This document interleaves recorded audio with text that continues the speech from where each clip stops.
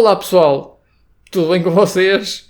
Finalmente chegamos ao terceiro episódio da Perspectiva Vegana, depois de um intervalo de um ano, talvez, um ano e qualquer coisa.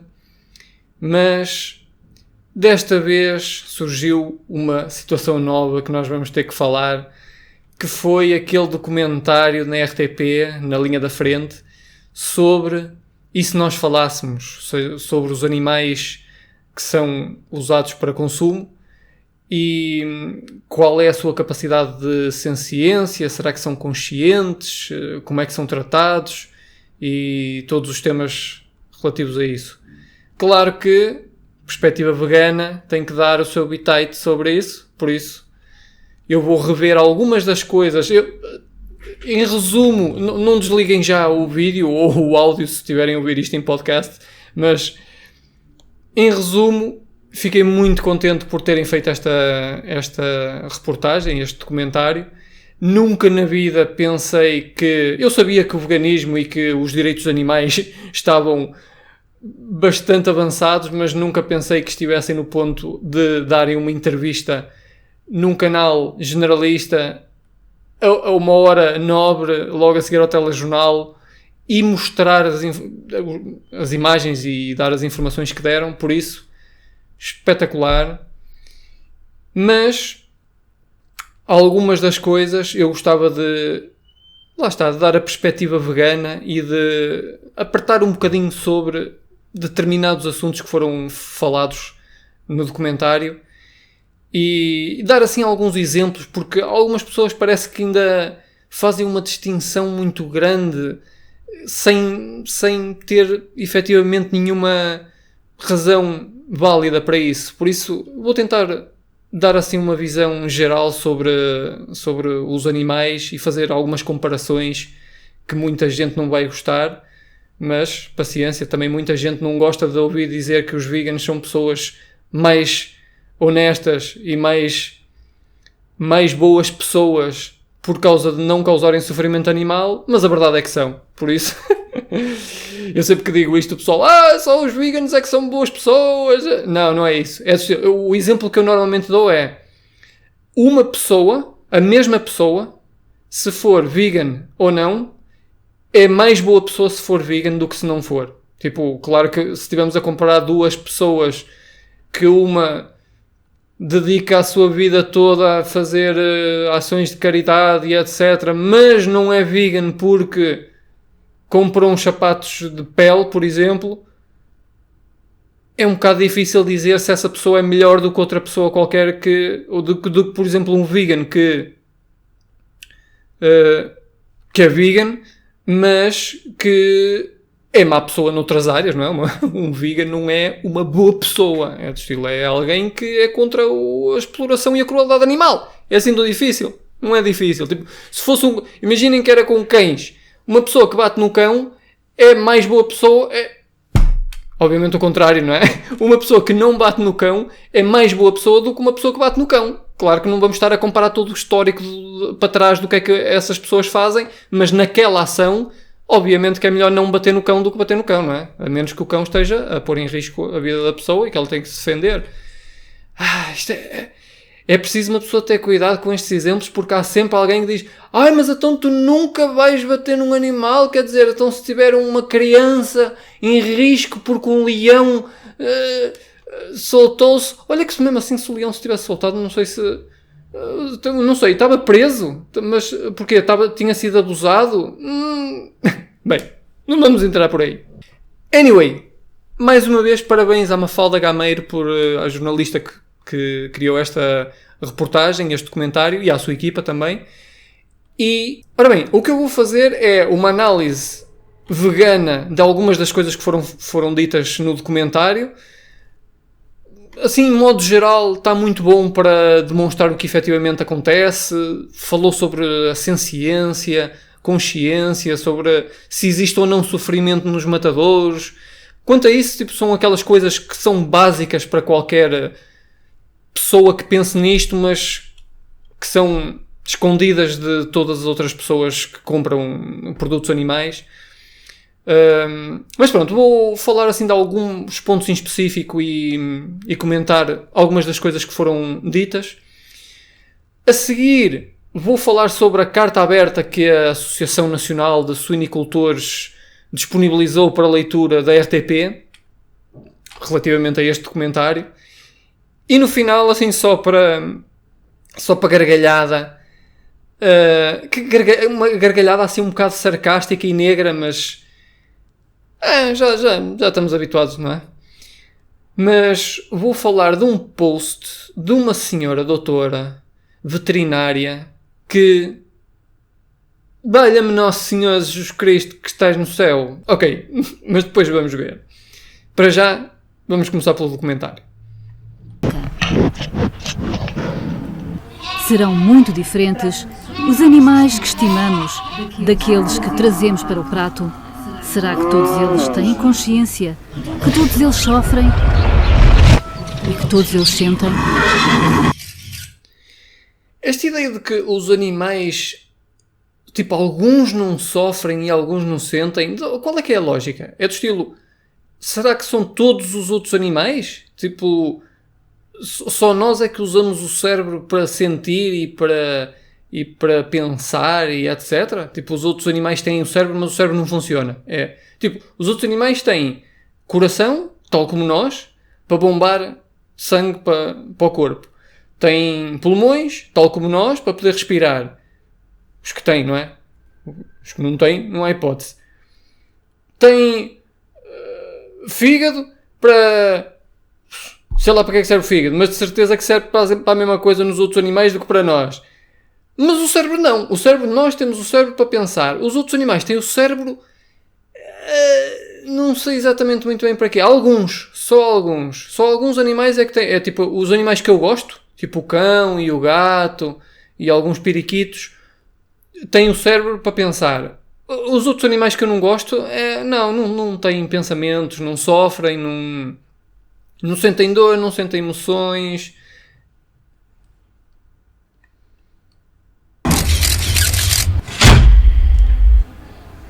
Todos eles têm mecanismos no cérebro para as emoções que são idênticos aos dos nossos animais domésticos. Exato, todos eles têm mecanismos no cérebro que são idênticos aos nossos animais domésticos. Mas e a pergunta logo do típico carnista é: mas como é que tu sabes que eles sentem? Não sei. Eu não sei que o cão sente. Eu nem sei sequer se os outros humanos também sentem, porque a única pessoa que eu consigo saber que sente sou eu próprio. E mesmo assim tenho dúvidas se isto não é tudo uma simulação. Por isso, essa pergunta não justifica absolutamente nada sobre as ações que nós devemos fazer ou não fazer. Porque nesse caso, então, temos que questionar todo o universo. Será que então nós devemos não matar as outras pessoas? Porque eu não sei concretamente, a 100%, com certeza, se as outras pessoas sentem. Se calhar elas até me podem dizer que sentem, mas pode ser tudo uma simulação. Podem ser uns zombies filosóficos que são criados por mim. Olha, por exemplo, quando eu estou a sonhar, eu acho que os outros indivíduos lá do meu sonho, eu acho que são pessoas a sério. E depois afinal não são. Se calhar eu estou a sonhar, não vale a pena, então tratar as outras pessoas como deve ser. É um argumento só idiota.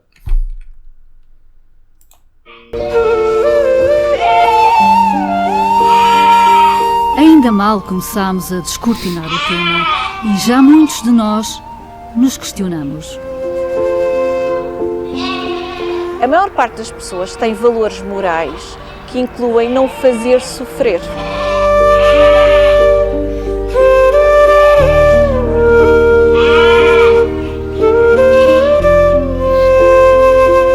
Mas ao mesmo tempo há aqui uma realidade no meu prato que tem por detrás uma história de sofrimento.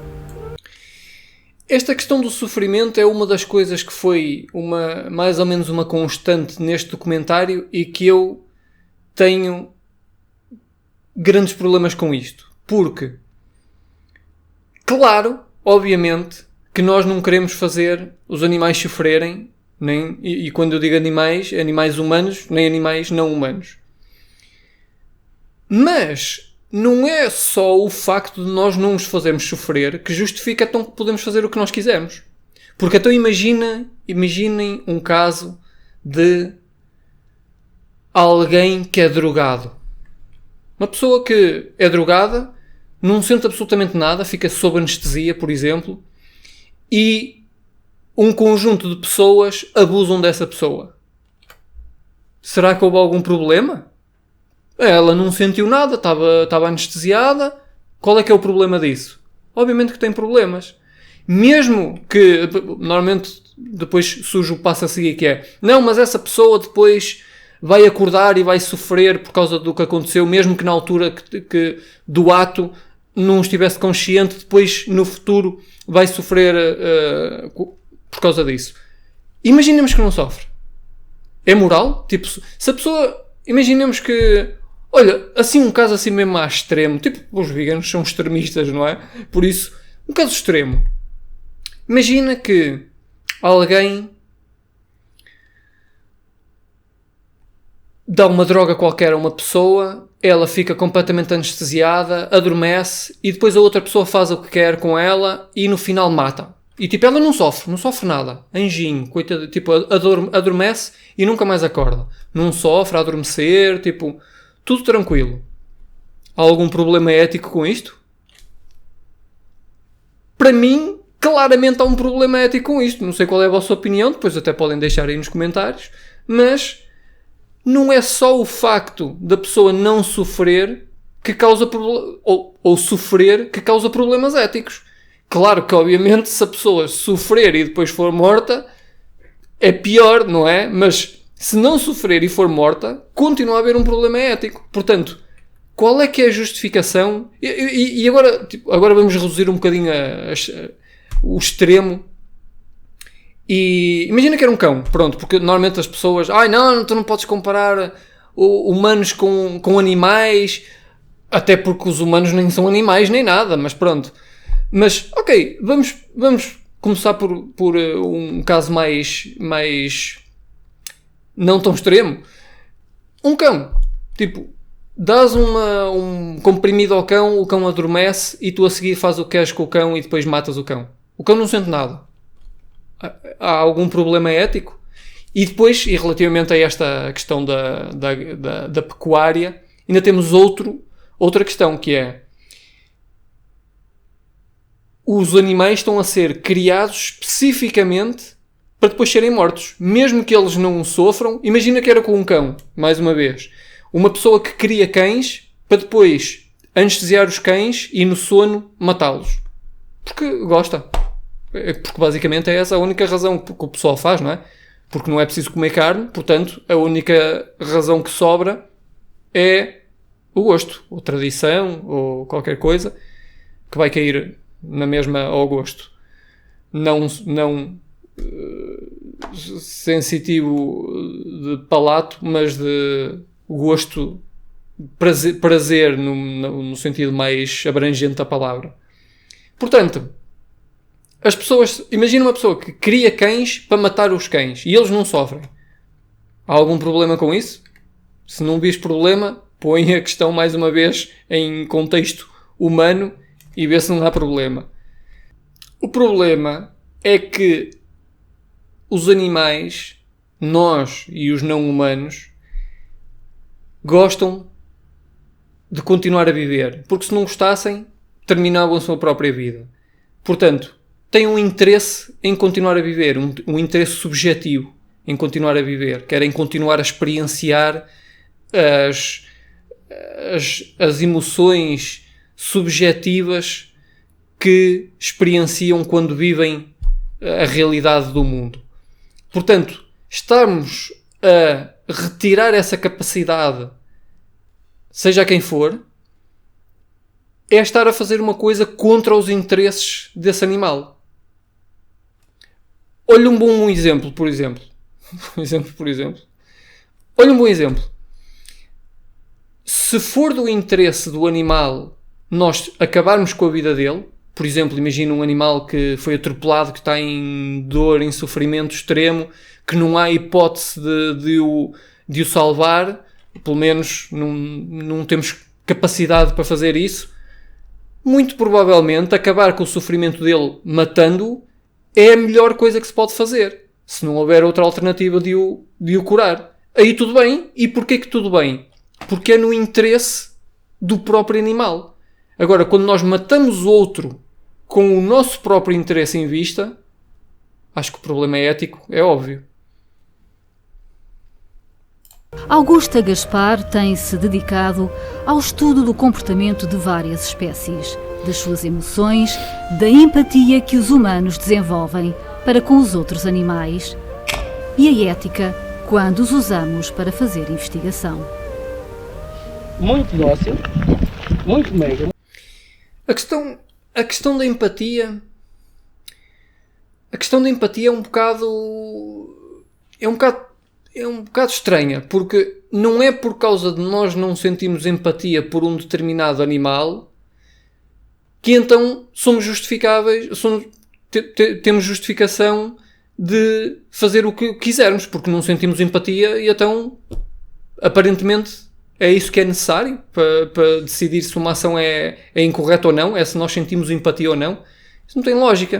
Existem montes de pessoas que são incapazes de sentir empatia e mesmo assim nós exigimos dessas pessoas que não maltratem as outras. Isto porquê? Porque continua a haver uma percepção nesta questão do tratamento animal e de relação com os outros animais de que nós é que somos os deuses que decidimos qual é que vai ser a vida deles.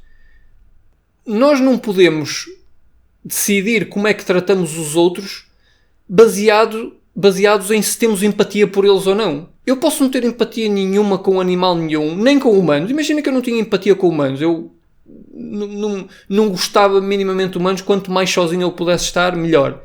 Isto justificava se eu fizesse mal a humanos? Claro que não. E porquê? Porque nós vemos esta situação, nós analisamos esta questão do ponto de vista do outro. Não é do meu ponto de vista. Não é se eu não sentir empatia, até eu posso fazer o que me apetecer. Se sentir empatia, então tenho que não os prejudicar. Mesmo que eu não sinta empatia, eu racionalmente sei se o que eu fizer vai ser bom para eles ou não. Se eu achar que lhes vai causar sofrimento, não interessa se eu tenho empatia ou não. Se houver quem não tenha empatia por mim, eu estou-me a borrifar e eu acho que não me deve fazer mal porque eu não quero sofrer e essa pessoa reconhece que me vai fazer sofrer. Não interessa se eu tenho empatia ou não por seja quem for, animais humanos ou não humanos, eu não lhes vou fazer mal porque eu reconheço que isso é fazer-lhes mal. Mesmo que a mim seja completamente irrelevante, eu sei que eles não querem. Portanto, se eles não querem, eu não tenho o direito de lhes impor nada só porque eu acho que não tenho empatia por eles. Portanto, eu acho que nós temos que deixar de pensar como é que nós nos sentimos em relação a eles e avaliar o indivíduo. Qual é que é o objetivo deles, não qual é que é o nosso objetivo para eles. Muito dócil, não é nem nossa. Andas aqui a passear hoje, deixaram-te o portão aberto e vieste dar uma volta, não é? Fomos até às...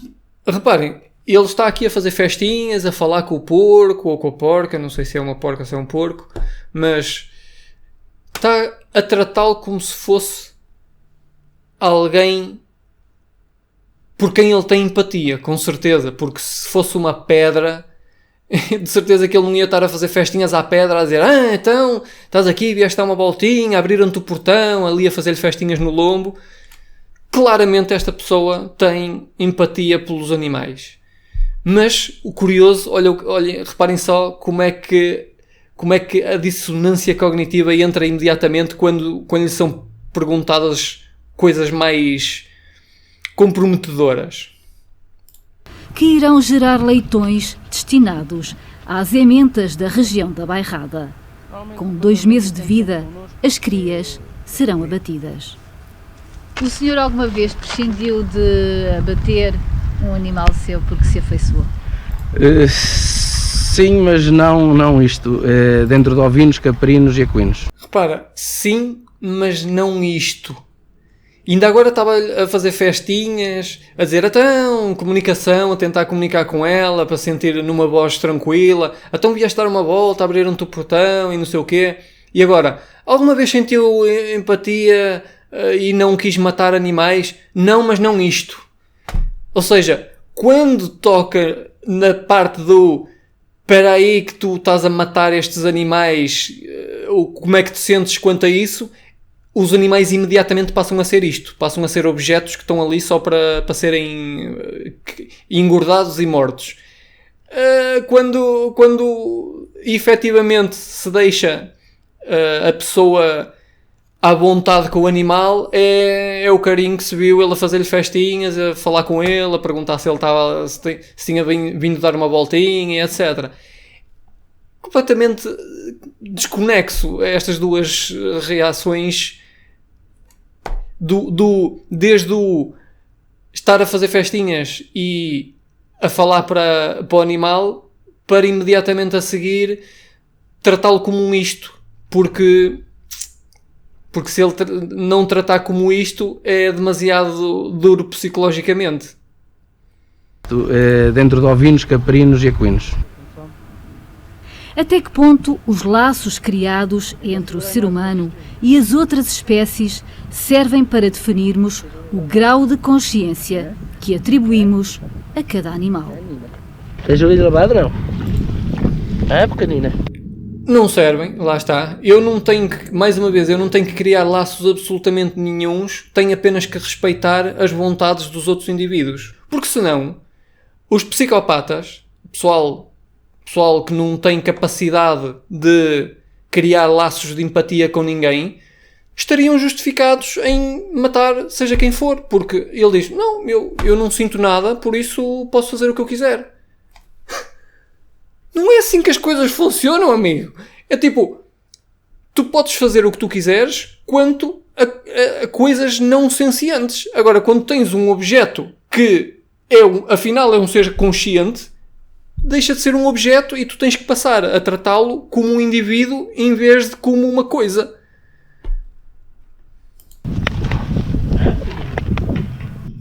E continua a falar, é pequenina. Não, isto é uma coisa muito pequenina. Ainda hoje não consumo carne de cabrito, nem de borrego, nem de ovelha, porque os meus pais de antes criavam cabritos e o primeiro a morrer é o que vinha para casa, porque quando elas tinham 3 e tinha pouco leite eu acabava por os criar à mão. E agora, a pergunta imediatamente a seguir era, e qual é a diferença? Qual é a diferença do cabrito para um porco? Ou para uma vaca? Ou seja o que for, ou para uma galinha? Qual é que é a diferença que é a nossa percepção? Mais uma vez, nossa percepção não pode definir como é que nós tratamos os outros seres conscientes. Os afetos bloquearam uma decisão. Não come ovinos e caprinos, mas come suínos. Mas não serão todas estas espécies seres sencientes? Eu quando ouvi isto, a Mafalda a perguntar, será que estas espécies não são todas seres sencientes? Será que ela disse mesmo o que eu ouvi? Tipo, falar de senciência animal na televisão pública em horário nobre. 2021, for the win. Manuel Santana é o vice-presidente do Conselho Profissional e Deontológico da Ordem dos Médicos Veterinários, especialista em bem-estar animal. Nós olhamos para os cães como crianças pequenas. E não há nada de errado disso. Essa ligação não é tão forte com o porco. Do ponto de vista do comportamento social... Mais uma vez, essa ligação não é tão forte quanto isso. Se nós olhamos para os cães como crianças pequenas, significa que identificamos determinadas características que permitem que eles sejam vistos dessa forma. Ou seja, têm determinadas ações, determinadas reações que nós associamos.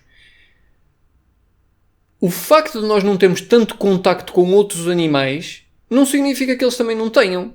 Quando nós dizemos que essa ligação não é tão forte com o porco, é mais uma vez uma questão de empatia e de vivência que nós tivemos com outros animais. Não diz tanto de como é que eles são, diz mais como é que nós estamos distanciados deles. Portanto, o facto de, por exemplo, nós nunca termos estado com um golfinho, não significa que então nós vamos tratar o golfinho como se fosse uma coisa, um isto. O nosso pensamento deve ser lógico, que é, nós estamos habituados a cães e gatos. E os cães e gatos têm determinadas reações e determinada interação que nós dizemos, há uma personalidade ali dentro, não é uma pedra, não é uma árvore, existe alguém ali dentro, não é? Nós damos-lhes esse benefício da dúvida. Mas temos que ir um bocadinho mais à frente e perceber como é que eles têm essa capacidade. Será que é por causa da relação que têm connosco? Ou será que é por causa de alguma coisa intrínseca que eles têm? Se calhar, assim como nós, é porque eles têm cérebro, têm todas as áreas do cérebro necessárias para serem seres sencientes, têm sistemas nervosos que permitem que eles sintam determinadas coisas e depois o cérebro que avalie se gostam ou se não gostam do sentimento que estão a ter. E pronto, e nós com isso tudo reconhecemos que devemos tratá-los de uma determinada forma. O passo a seguir é que mais outros animais... Não interessa se nós temos vivência com outros animais ou não. O passo lógico a seguir devia ser que outros animais é que também têm essas características. Um sistema nervoso, um cérebro com as áreas do cérebro necessárias para ter consciência, senciência, tomada de decisão, todas essas coisas, a interpretação dos sinais do sistema nervoso. Que outros animais é que também têm isso? Todos os outros animais têm isso. Portanto, a que propósito é que nós olhamos para o cão que tem todas essas características e dizemos, este é um ser que merece ser bem tratado, mas olhamos para um porco que tem todas as mesmas características e dizemos, isto aqui é um objeto que pode ser explorado à vontade, porque qual é que é a diferença? Porque eu não tenho tanta vivência com o porco. Parece-me completamente ilógico. A vaca é um animal de grandes dimensões, portanto não é prático andar com uma vaca dentro de nossas casas. É um animal que nós chamamos precocial, que lá está, que recorre muito a comportamentos instintivos e que, portanto, terá menos capacidade para aprender, terá menos capacidade para se relacionar connosco. O instinto não existe. Portanto, a vaca é um animal de grandes dimensões, por isso não dá tanto jeito nós temos uma vaca dentro de casa. Eu concordo, não dá tanto jeito, efetivamente é verdade. Mas o problema não é esse. O problema é que nós é que somos responsáveis por haver vacas. As vacas não estão a nascer magicamente e então nós é que temos que cuidar delas mas não dá jeito porque são animais demasiado grandes e então tem que ir para o matadouro. Não. Nós estamos a criar vacas especificamente para depois as matar. Portanto, não percebi muito bem qual é que foi o objetivo de dizer que as vacas são animais grandes, por isso não dá jeito. Pareceu-me que foi algo do estilo: o tratamento que nós lhes aplicamos é merecido porque elas são animais grandes e então não dá jeito tê-las dentro de casa como um cão. Não, basta não as criarmos para elas, se elas não existirem, não podem sofrer. É simples. E relativamente a não serem tão inteligentes para criar uma relação connosco, eu acho que não é assim que funciona, porque os bebés são extremamente burros e criam uma relação com a mãe. Por isso, não me parece que a inteligência, pelo menos de alto nível, como me parece que o doutor estava a falar, não me parece que seja esse o ponto necessário ou a característica necessária para criar uma relação com um humano ou com qualquer outro animal. E nem tem que criar relações com humanos. Mais uma vez, isto é estar a ver este assunto de uma perspectiva especista, que é, se o animal conseguir criar uma relação comigo, então eu vou poupar. Se não conseguir, eu posso fazer o que eu quiser. Não é assim que funciona. O leão provavelmente não consegue criar uma relação tão grande com uma vaca, connosco, e mesmo assim nós achamos que não se deve matar os leões.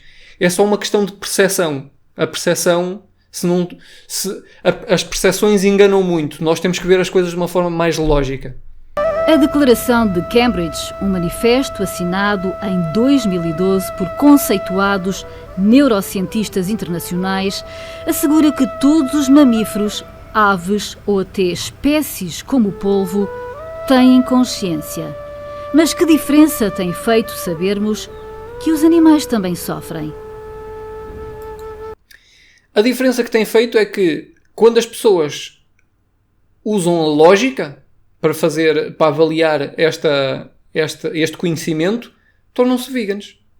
Porque reconhecem que, afinal, os outros animais também são conscientes. Também têm a capacidade de ter um pensamento e de ter quereres e de ter gostos e de ter emoções e etc. Pronto, a diferença é essa, basicamente.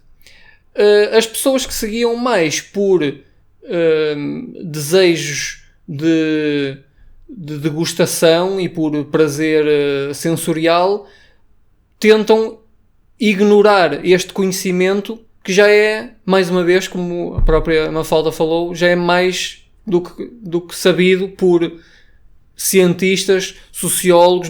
Já agora, esta declaração de Cambridge sobre a consciência animal teve montes de cientistas de todas as áreas que avaliaram desde estruturalmente o cérebro até questões sociais, até mesmo pessoal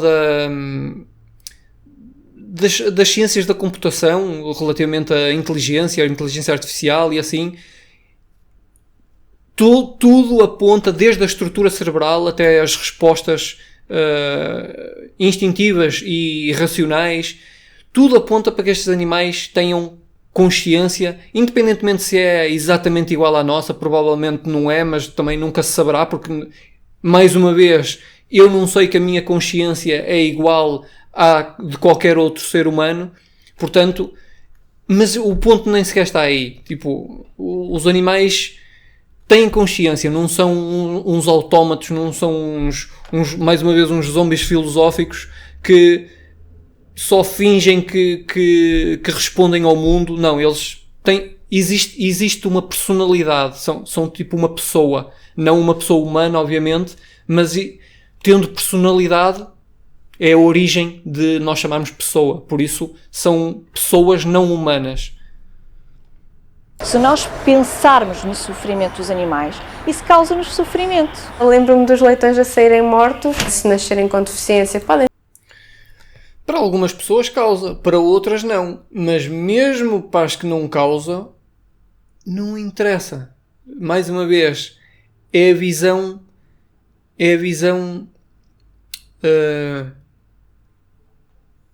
egoísta da coisa.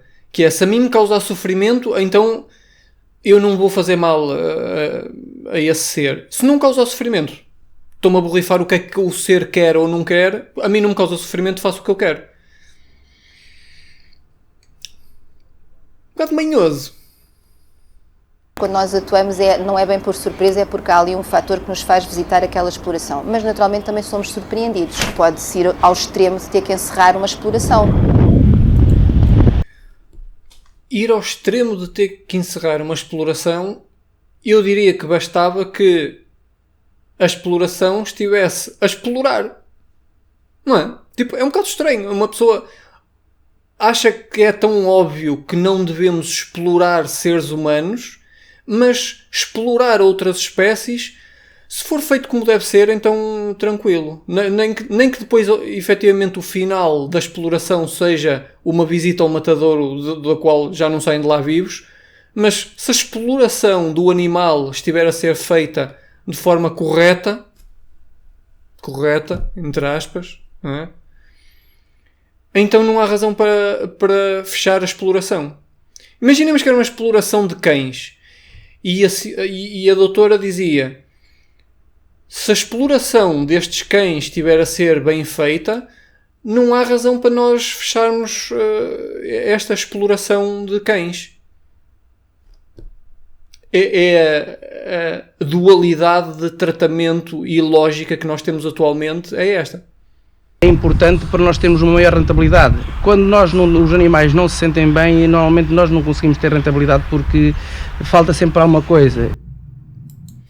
Portanto, o bem-estar, como se viu, o bem-estar animal nestas explorações mesmo locais é por uma questão de lucro. Não é por causa do animal merecer ser bem tratado. É porque se não for bem tratado, depois fica doente, a carne rende menos, porque ele depois não come, fica mais magro, não tem tanto peso para abate.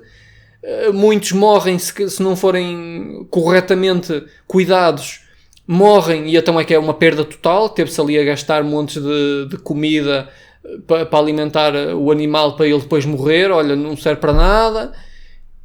Esta é a mentalidade das pessoas que criam animais. Os porcos, olha, é mais um gente não pode pensar. Como chega, está num parque, chega o carro, leva-os para o matadouro, quando chegar, olha, é nem já não se sabe qual é. É um bocado assim, não é tão simples como eu estou a dizer, mas pronto, a gente tem que superar. Há coisas que a gente também tem que dar um passo à frente.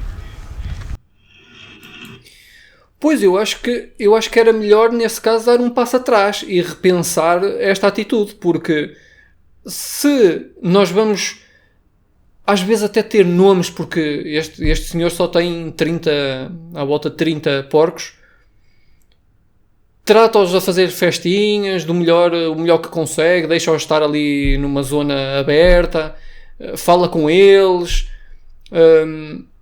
e depois, quando chega o caminhão para os matar, é mais um. Olha, é mais um. Não se pode pensar. Tem que se dar um passo em frente e seguir. What? Tipo, se calhar, o passo... Isto é a mesma coisa que estar à beira de um precipício, como diz o outro, estávamos à beira de um precipício e fizemos a coisa correta, que foi dar um passo em frente.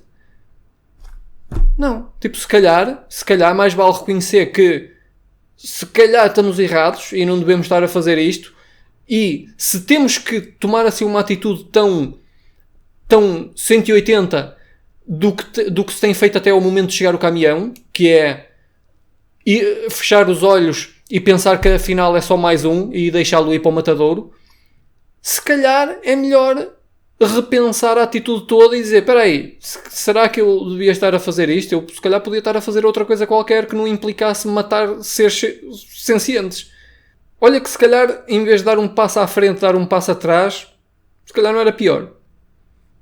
Nenhum animal é sujeito à morte sem que antes perca totalmente a consciência da dor. Primeiro, ela não sabe isto. Segundo, está errada, porque existem constantemente falhas. Não é sujeita à morte. Espera aí, isto nem tem lógica nenhuma. Não é sujeita à morte sem que perca a consciência da dor. O que é sujeita à morte? É quando ele morre? Quando ele morre, perde a consciência da dor? Sim, isso é óbvio. Agora, se calhar a doutora nunca viu aqueles vídeos dos trabalhadores do matadouro a tentar anestesiar os animais e a anestesia a falhar. Tiros na cabeça das vacas repetidos porque não funcionou, não foi dado exatamente no sítio certo, porque a vaca estava-se a mexer, porque a pistola não disparou o que era suposto. Porcos nas câmaras de gás a gritarem, a morderem, a partirem patas, de estarem ali a tentar fugir, até eventualmente ficarem inconscientes. O que é que ela quer dizer com ficam totalmente isentos da consciência da dor antes de serem sujeitos à morte? Claro, eles quando morrem, no momento em que morrem, já não estão sujeitos à dor, porque morreram. Mas antes, quando esses mecanismos falham, ainda estão conscientes. Se calhar a doutora precisa de ver mais vídeos. Olha, sugiro-lhe o Dominion, watchdominion.com, e depois diga-me se aqueles animais estão estão inconscientes da dor quando são sujeitos à morte? Tanto os produtores pecuários como os nossos industriais têm custos enormes com o assegurar o bem-estar. Querem-no fazer e fazem-no bem e são controlados. O problema é que o bem-estar é uma coisa que a União Europeia... Imaginem... Isto é só termos para fazerem as pessoas sentirem-se bem. Não é para fazer os animais sentirem-se bem.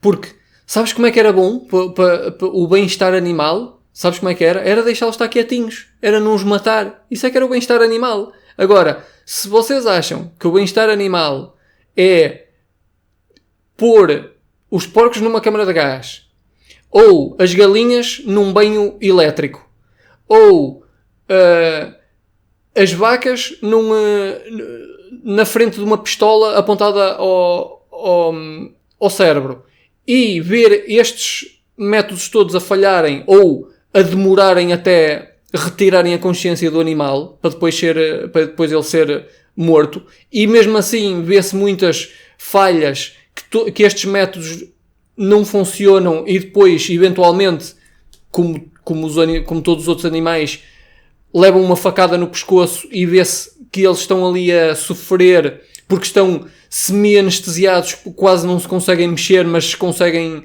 ainda gritar, e vê-se na expressão deles, obviamente, que estão a sofrer. Isto não é bem-estar animal. Se nós somos animais, se nós quiséssemos o nosso bem-estar, nós punhamos-nos nestas condições? Se não punhamos nestas condições, não podemos pôr os outros animais nestas condições e dizer é bem-estar animal. A União Europeia sustenta as regras do bem-estar animal em 5 liberdades: livre de fome e sede. Ok, as regras do bem-estar animal, reparem. Livre de fome e sede. Ok, vamos assumir que todos os animais estão livres de fome e de sede, que isso é tipo o mais básico, mais rasca que eles podiam ter arranjado. Isso é óbvio que os animais têm que estar livres de fome e sede. Mas vamos continuar. Livre de desconforto.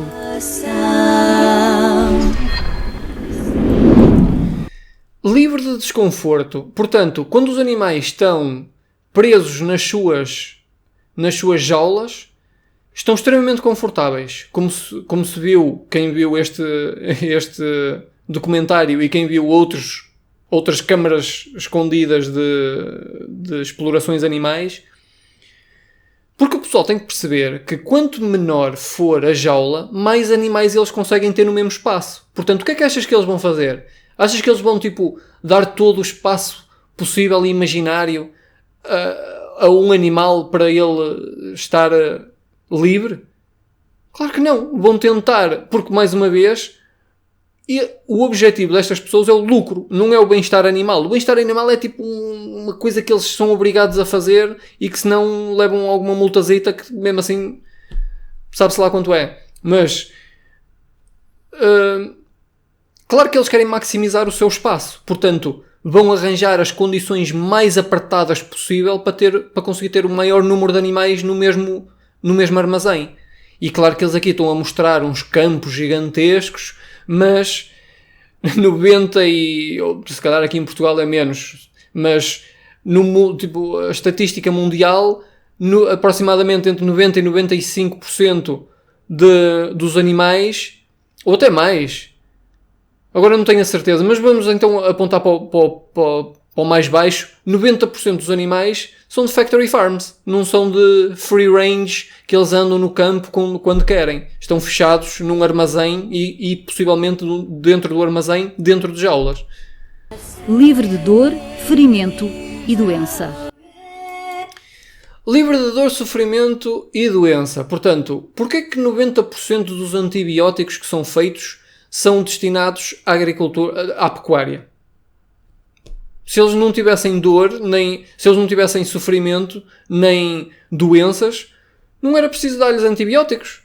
Aliás, e ainda por cima causa o problema que nós já sabemos da resistência aos antibióticos, que agora é um problema extremamente grave, até para nós, Já para não falar nas nossas queridas pandemias, não é? Porque a gripe das aves, a gripe suína, as vacas loucas, etc. Essas doenças então vieram de onde? Se os animais são assim tão bem tratados. 70% das doenças infecciosas vêm do nosso tratamento dos animais. Portanto, então vamos ter que fechar praticamente as indústrias pecuárias todas, porque aparentemente não são livres. Se essas são as regras, que eles têm que estar livres de doença e de sofrimento, vamos ter que fechar, porque a esmagadora maioria delas, os animais são doentes e estão em sofrimento. Livre para exprimir o comportamento normal. Pois, livre para exprimir o comportamento normal é exatamente, na natureza eles estão fechados dentro de gaiolas de ferro apertadas e na natureza eles são guiados para um matadouro natural passados poucas semanas de nascerem, porque é a natureza é assim. Livre de angústia. Bem, livre de angústia é só ver os pontos anteriores, desde das doenças e do sofrimento até estarem presos, não conseguirem expressar o seu comportamento natural. Vamos ter que fechar as pecuárias todas, porque até pelas regras da União Europeia, que são absurdas, visto que não têm em conta o bem-estar efetivo e a continuidade do animal, mesmo assim, nem sequer a essas regras as explorações aderem. Por isso, é fechar. Vamos fechar. Há sofrimento no matadouro? Sofrimento animal? Não deve haver. Não deve haver. Isto é... Não deve haver não quer dizer que não haja? Não quer dizer que não haja. Quando uma pessoa tem que fugir tanto a uma pergunta tão clara e direta, já diz muito, não já? Estilo, sofrimento, mas que é sofrimento animal? Estilo, não, sofrimento vegetal também. Claro que é sofrimento animal. Ora bem, sofrimento animal. Ora bem, o que é que quer dizer sofrimento, não é? Se calhar temos noções diferentes. Oh, amigo, claro que sofrem. Que é a volta que tu estás a dar? Obviamente que sofrem, porque é impossível tratarem os animais com o objetivo que estão a ter e não haver falhas, não haver incapacidade mental de dar ao animal as condições necessárias. Obviamente que sofrem, mas mais uma vez, mesmo que não sofressem, continuava a ser imoral. Muito do que se tem estudado, seja sobre emoções, seja sobre atenção, seja sobre memória, seja sobre consciência humanos, tem partido de estudos em cérebros animais. Os animais não têm consciência da morte, pelo menos de forma nenhuma como nós a temos. O facto dos animais não terem consciência nenhuma da morte não justifica nós matarmos os animais. E isso é facilmente explicável com outros exemplos. Os bebés não têm consciência da morte. As crianças não têm consciência da morte. Os doentes mentais, muitos deles, não têm consciência da morte. A maioria das pessoas não tem consciência da morte. Tipo, se o gajo vai na estrada e de repente vem um caminhão e o atravessa, não teve consciência da morte. Há algum problema com isso? Obviamente que há. Qual é que é a lógica? Tipo, a que propósito é que ter consciência da morte justifica nós então matarmos-los quando queremos? Não tem lógica nenhuma. Isso acontecendo, e chegando o momento do abate, e os animais sendo orientados para o abate, são animais que estão habituados a estar confinados. Imaginemos uma vaca leiteira. Os animais estão habituados a estar confinados. Portanto, se eu criar um cão e ele estiver confinado durante a sua vida e eu depois o levar para o abate, é um animal que está habituado a estar confinado. Portanto, é tranquilo. Eu posso matar o cão à vontade porque o cão está habituado a estar confinado. Chegou... portanto, uma vaca se calhar chegou ao seu fim de vida produtiva e que vai para o matadouro. Repararam o seu final de vida produtiva, exatamente. Isto porquê? Foi um ponto-chave que ele acrescentou aqui extremamente importante. Uma vaca que chegou ao seu final de vida produtiva, porquê é que ele tem que dizer... Porquê é que eles não deixam a vaca até ao final da sua vida normal? Porquê é que é o final da vida produtiva? Ora, é uma boa pergunta, não é? Pois, porque as vacas conseguem viver durante aproximadamente 25, algumas até 30 anos. Mas a vida produtiva da vaca, ou seja, quando produtiva querem eles dizer que a vaca dá-lhes lucro, uma vaca leiteira, ou seja, que dá leite, é ao final de 5 ou 6 anos. Porque o que os senhores fazem é violar a vaca todos os anos para que ela fique grávida, para que produza leite. Porque, como toda a gente sabe, os mamíferos só produzem leite para alimentar as suas crias. Portanto, obviamente que a vaca não gera leite magicamente. A vaca tem que estar grávida. Ou tem que ter tido um filho. Portanto, o final da vida produtiva é ao final de 5 ou 6 anos, porque a vaca já está tão gasta que já não consegue, já não serve mais para ser emprenhada e gerar leite para os senhores venderem. Portanto, a vaca que chega ao final da vida produtiva tem 6 anos. A vaca que chega ao final da vida normal tem 25 anos. E obviamente que uma vaca custa muito a manter, que a vaca come muito, bebe muito, caga muito, gasta espaço, é preciso dar-lhes antibióticos, é preciso cuidar dela, tem custos veterinários, claro, aquelas coisas normais, não é? Quando uma pessoa tem outro ser vivo ao seu encargo, tem que gastar estas coisas. Mas como ela não é produtiva, claro que nós não vamos estar a continuar a alimentá-la durante mais 20 anos só porque somos boas pessoas, não é? Claro que vai para abate, porque chegou ao final de vida produtiva, isto é para ir para abate, não é para o bem-estar animal, acaba quando acaba a capacidade de lucro. O bem-estar animal não é uma coisa de hoje. A maioria das pessoas na cidade acordaram há pouco tempo a pensar que descobriram a pólvora, os requisitos não fossem cumpridos e criassem stress nos animais. Esse stress nos animais traz consequências muito negativas para a carne.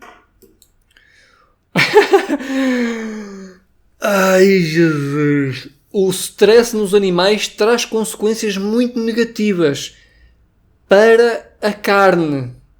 Tipo, trazer consequências negativas para o próprio animal, que é aí? Tipo, isso não é importante. Agora, nós temos que manter o animal calmo, porque senão a carne vai sofrer e as pessoas não vão gostar tanto da carne. Estás a ver? Carne com sabor a sofrimento e stress não tem aquele sabor que as pessoas querem. Esta doutora está a representar obviamente os produtores, por isso, claro que ela não pode dizer coisas lógicas, tem que dizer absurdos destes. Porto de Setúbal. O navio Alondra prepara-se para fazer embarcar até 4.000 cabeças de gado. Também irá para Israel. Os caminhões sucedem-se e os navios também, semana após semana. Foram 53 em 2020. Ovinos, caprinos e bovinos seguem para o Médio Oriente e para o Norte de África. Serão depois consumidos por muçulmanos e judeus.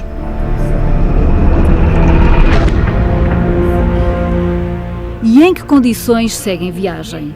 Podem ser pontapeados para embarcarem mais depressa, podem ser puxados à força para não arrepiarem caminho, podem ser encaminhados com pancadas, açoitados com palmetas. Até há pouco tempo era usado um bastão elétrico. Foi proibido. E foi proibido? Ou vejam lá se adivinham quem é que forçou a que fosse proibido. Será que foram os senhores que têm a ganhar com a exploração animal, que de repente um dia acordaram e disseram: epá, se calhar nós não devíamos estar a eletrocutar estes animais para eles entrarem no barco da morte. Se calhar, já que eles vão morrer e vão ter uma viagem tão angustiante, com falta de comida, carregados de excrementos, num ambiente quente que quase não se consegue respirar. Se calhar usar bastões elétricos para os meter nestes barcos, se calhar não é a melhor coisa. Vamos usar outra coisa. Achas? É que nem isso. Obviamente que foram os ativistas que forçaram mostraram imagens destas coisas acontecerem, e as pessoas começaram a dizer que se calhar, isto se calhar é um bocado manhoso vocês estarem a fazer isto, não é? Olha, os bichos sofrem, se calhar não os devemos estar a fazer sofrer com bastões elétricos.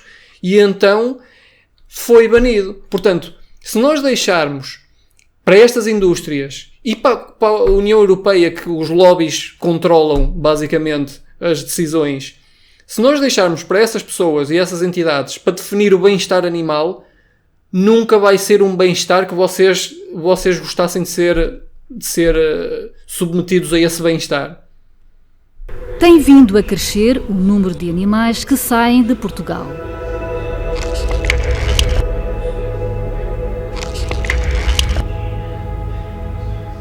Em 2020, o Parlamento Europeu criou uma comissão de inquérito para analisar eventuais violações do bem-estar animal durante o transporte dentro e fora da União Europeia. Pois, estes animais que vão para Israel e depois são mortos de forma halal e kosher, se foi criada uma comissão para o bem-estar animal... Imagina só a idiotice desta situação. Olha só. Foi criada uma comissão para se certificarem do bem-estar animal durante o transporte dentro e fora da União Europeia. Mas com toda a consciência de que estes animais vão ser transportados para Israel e mortos de forma halal ou kosher, que é, por questões religiosas, impede que estes animais sejam mortos com anestesia. Portanto, estes animais são sangrados sem anestesia, facada no pescoço e esperar que eles morram a sufocar no próprio sangue. Portanto, olha só a mirabolância completa destas pessoas. E eles não querem que os animais sofram durante o transporte, que os vai levar para países onde vão ser mortos de forma não anestesiada. Se dos ovos das galinhas poedeiras nascerem pintos machos, estes serão imediatamente mortos. Não são rentáveis, crescem mais devagar do que as fêmeas. Estas, ao final de cerca de 28 dias, já têm o desejado quilograma e os machos demoram 3 meses. E isto acontece mesmo em explorações de galinhas criadas ao ar livre e biológicas e orgânicas e XPTO. Porque não interessa se é orgânico ou se é biológico ou se é criado ao ar livre, vão continuar a nascer pintinhos machos que vão ser triturados porque não servem de nada, porque não põem ovos e crescem demasiado lentamente. Portanto, se tu achas que estás a fazer uma coisa espetacular ao comprar ovos orgânicos e a pagar o dobro porque é para bem das galinhas, estás a contribuir para pintinhos machos serem triturados. Terminados os dias de engorda, são penduradas de cabeça para baixo, submersas e eletrocutadas. Bem-estar animal no seu melhor. Regras do bem-estar. Galinhas são penduradas de cabeça para baixo, submersas em água, porque elas não precisam, obviamente, de respirar, não é? E eletrocutadas. Um cavalo, um ovino, um bovino, um suíno são animais que são só para uma finalidade, que é económica e que é para a pecuária. São animais de interesse pecuário. E eu quero que esses animais, quando nasçam, sejam pura e simplesmente animais. E que possam estar num local onde possam viver com todos os seus direitos, ou seja, que possam viver devidamente protegidos. Isto é o que nós chamamos de especismo, que é porque é que determinados animais são para ser tratados como membros da família, efetivamente bem tratados, e outros são para serem objetos e para serem submetidos a leis de bem tratamento animal, que são as leis que nós temos visto neste vídeo. Quais é que são os resultados? É o especismo. Assim como existe o termo racismo, que é a discriminação injustificada apenas com base na raça, assim como existe o sexismo, que é a discriminação injustificada apenas com base no sexo, existe outro termo, que é o especismo, que é a discriminação injustificada com base na espécie. Portanto, se for da espécie canina, então é para ser bem tratado. Não se pode criar animais da espécie canina para consumo. Mas se for da espécie bovina, já se pode, já é para ser maltratado, basicamente, porque já se pode criar animais da espécie bovina para consumo. Porquê? Qual é que é a distinção? Mais uma vez, é uma distinção que nós é que aplicamos. Não é por causa de alguma coisa dos animais em si. Nós é que olhamos para uns e dizemos: estes são para matar, estes são para cuidar. Se nós não aceitamos esta justificação em mais nenhum ismo, em sexismo, em racismo, não aceitamos isto, porque é que devemos de aceitar com os outros animais criando especismo? Há mais de 40 anos que o tema do bem-estar e proteção dos animais merece o interesse da União Europeia, que tem vindo a definir regras. Ensaios científicos com animais só se o investigador justificar o custo-benefício. O custo-benefício de um ponto de vista humano, obviamente. Qual é que é como é que se julga o benefício animal? É que tipo, se o benefício é o benefício para os humanos, o investigador pode justificar que o benefício para a humanidade vai ser extremo em, por exemplo, conseguir pintar as pestanas de uma cor que nunca foi testada anteriormente. E o benefício para a arte humana é extremo. Nós podemos exprimir essa nossa veia artística de pintar as pestanas de uma cor que nunca foi pintada anteriormente. E agora, quem é que julga se afinal o animal vai sofrer mais do que o benefício que vai ter milhões de humanos a pintar as pestanas de uma cor que nunca foi pintada antes? Isto é uma lógica completamente absurda. As espécies mais usadas são os morídeos, são os ratos e os ratinhos, seguido de outros pequenos mamíferos como cobaias, coelhos. Também, para certas experiências, necessitamos de cães. Espera aí, quais mamíferos? Aqueles mamíferos que a Declaração de Cambridge sobre a consciência animal diz que eles têm consciência? Tipo, são esses mamíferos? Ok. Eu provoquei a insuficiência cardíaca nos ratinhos para depois os tratar. Nós não vamos estar a testar as pessoas primeiro, não é?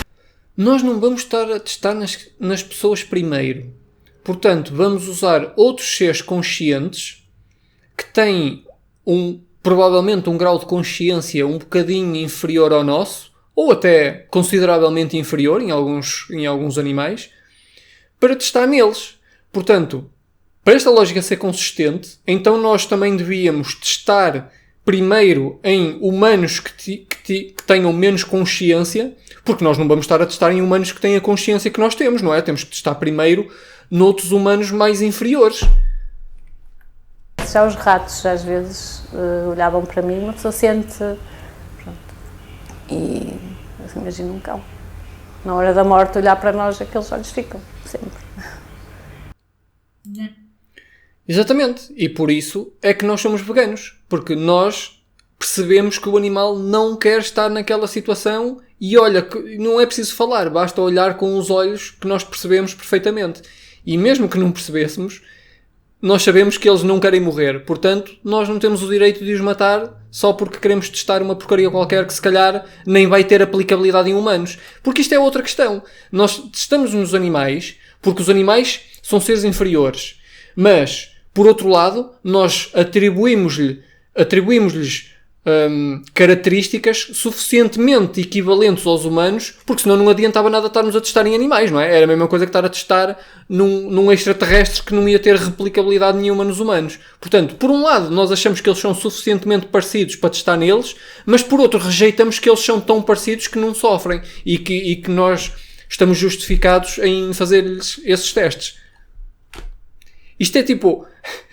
A posição não vegana é uma bola de inconsistência e de ilógica fenomenal. Não aguentou a pressão. Até que um dia acordei e era como se me tivessem a fazer a mim próprio uma laqueação da arte da coronária. Exato, eu um dia acordei e vi documentários sobre o sofrimento animal e tornei-me vegan. Acho que não é assim tão extremo quanto isso, não é? Tipo, se uma pessoa reconhece que está a contribuir para o sofrimento de outros seres conscientes, se calhar em vez de dar um passo à frente como o outro e esquecer a situação, se calhar devemos dar um passo atrás e questionar as coisas e mudar no sentido de invalidar essa escolha, não é? Montou o próprio laboratório de investigação e só trabalha com amostras de sangue.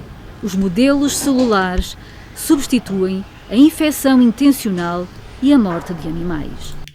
Os modelos solares? Espera aí, então estás-me a querer dizer que afinal existem modelos alternativos que não implicam o sofrimento e a morte animal, mas existem algumas pessoas e alguns laboratórios que mesmo assim insistem no sofrimento e na morte animal? Eu já neguei há pouco tempo um projeto de testar rações e matar não sei quantos cães. Eu disse não pensava.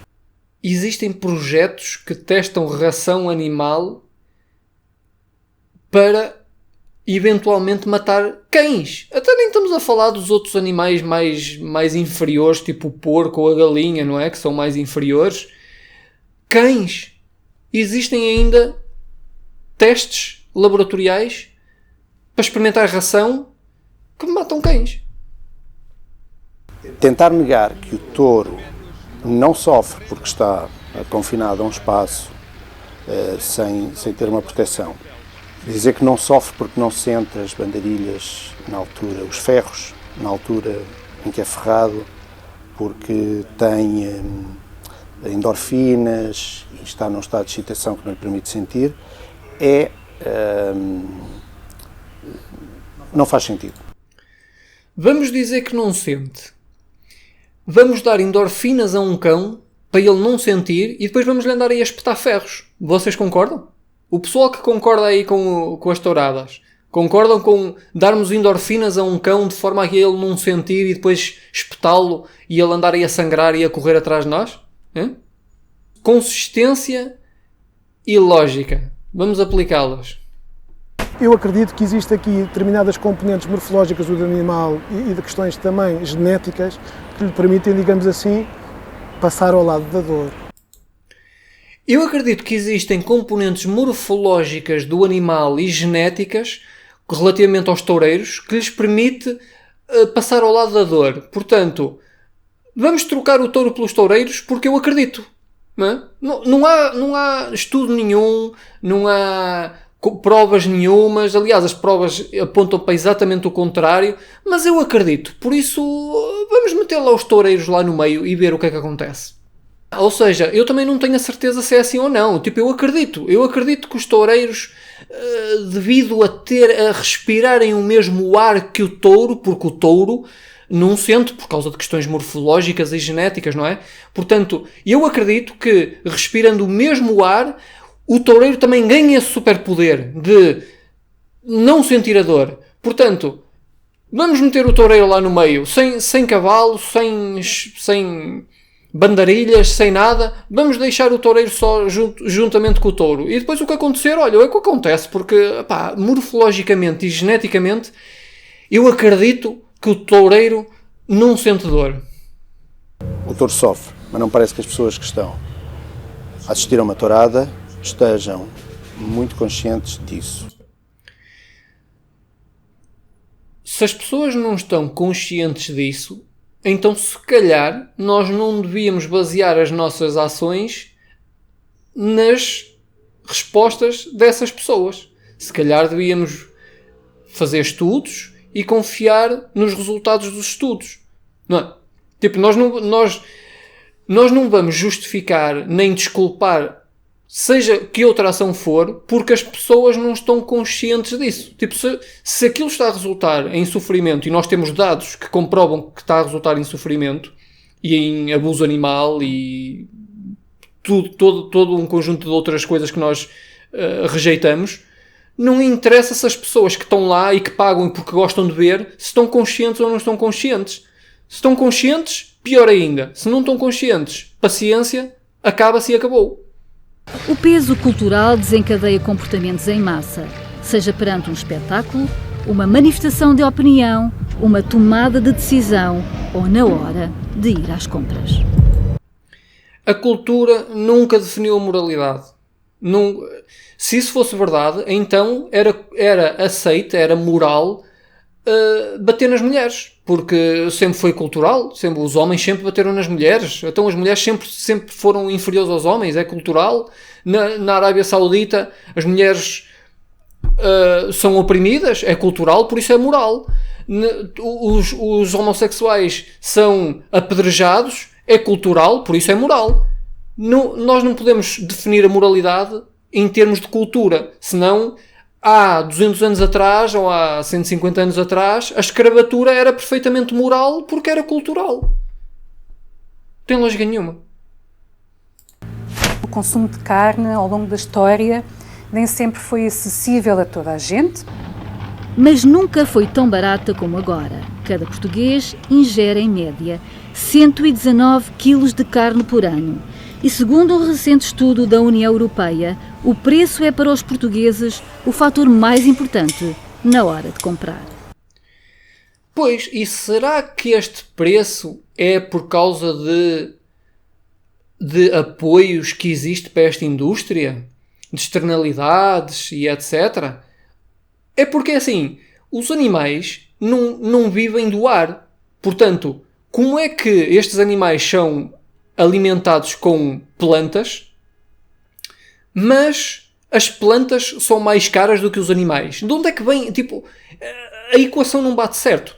Portanto, tu compras 10 euros de sementes ou de trigo e depois alimentas um animal que vai custar 2 euros. Tipo, eles não são burrinhos. Se o animal tem que ser alimentado com plantas, como é que essas próprias plantas, tipo os cereais e sementes e etc., como é que isso é mais caro do que o animal?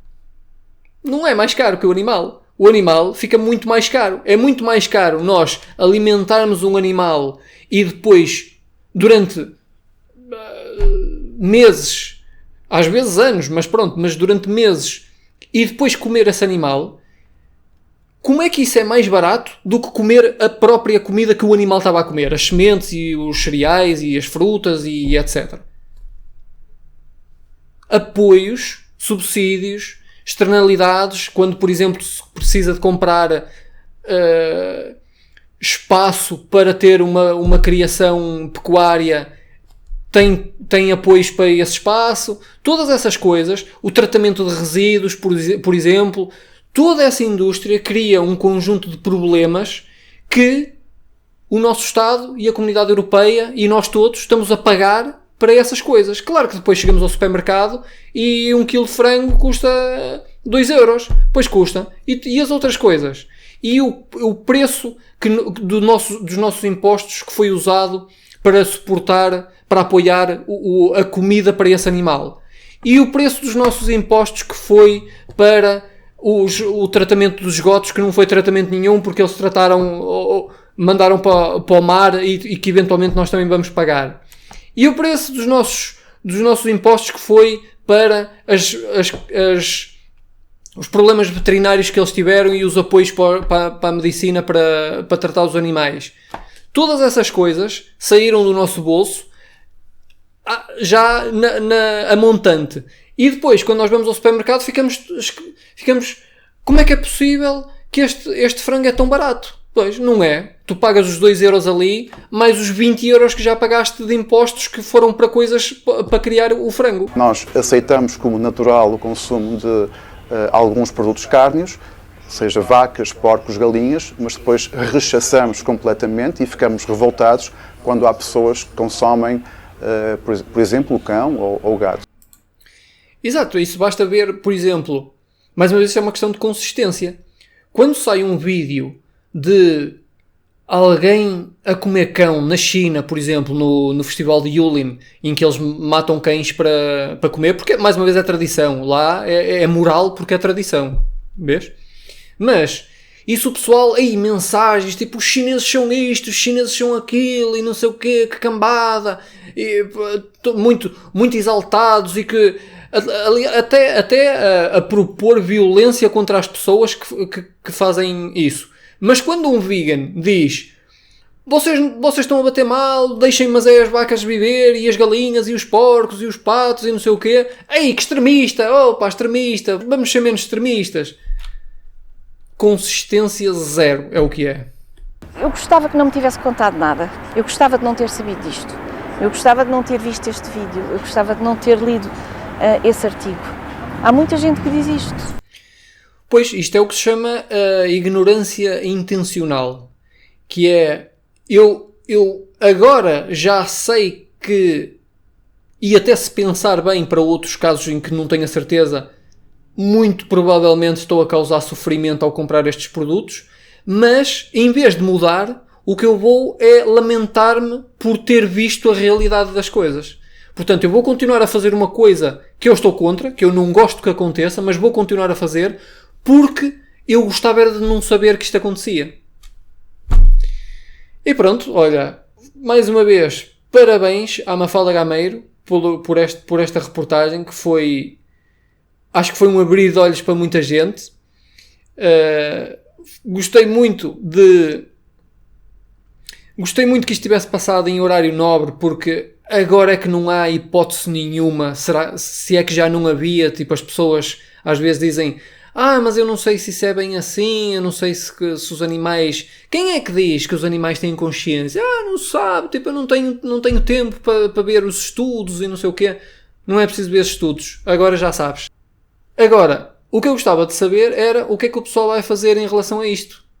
Se vai, mais uma vez, ignorância intencional e dizer não, isso não é bem assim, eu conheço um tio que tem um primo cujo padeiro tem também tem uma criação de animais e que eles lá são muito bem tratados, e vai continuar a ignorar isto e vai enfiar a cabeça no buraco em vez de dar um passo atrás e fazer o que é correto, ou se efetivamente o pessoal vai dizer realmente isto não tem lógica nenhuma, eu consigo ser perfeitamente saudável. Já agora, eles não falaram disso, não falaram muito do ambiente, praticamente nada, nem da saúde, mas a Academia de Nutrição e Dietética, já a nossa Direção-Geral de Saúde, a Academia do Reino Unido de Nutrição também, da Austrália, do Brasil, as maiores instituições de nutrição do mundo já são de acordo que a dieta 100% vegetal é perfeitamente adaptada às nossas necessidades e até traz benefícios.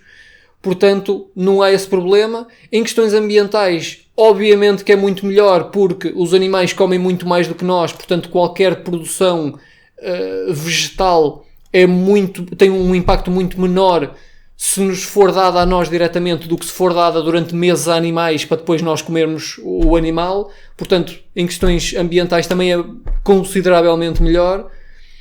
Portanto, eu gostava agora de saber era o que é que o pessoal vai fazer, se vai continuar com a cabeça na areia ou se vai tornar vegan, basicamente. Agora, depois deste documentário, claro que isto não ficou por aqui, isto ainda vão rolar muitas cabeças, não é? Portanto, a associação, deixa eu ver se o que é isto? Portanto, a Federação Portuguesa de Associações de Suinicultura publicou uma carta aberta à direção da informação da RTP. Porque isto é inadmissível. Mostrar a realidade desta indústria é uma coisa inadmissível. Portanto, dizem eles, a reportagem apresenta-se como a primeira vez que na televisão portuguesa é abordado o tema da consciência animal relativamente às espécies pecuárias, mas consubstanciou-se numa peça jornalística pautada por falsas premissas, manipulação de dados, ausência de contraditório, incorreções técnicas e omissões estratégicas. Ora, falsas premissas? Que falsas premissas é que foram dadas aqui? Era o que eu gostava de saber, porque dizer só, mandar um tiro para o ar e dizer, ei, foram falsas premissas. Quais falsas premissas? Os animais não são mortos da forma como foram retratados? Não são mortos na altura, no tempo em que foram retratados? Não são enviados para Israel nas condições que foram retratadas, pelas câmaras ocultas que lá foram?